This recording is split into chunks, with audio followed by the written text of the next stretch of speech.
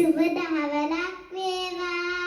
මම යම් කකුරු පෙර පාසලේ ඉසල්සා අප දයාබර පෙදහන ආරාධිය මුත්තියගෙන්ද පැමිණි ඔබ සමගෙන්ද අවසරයි.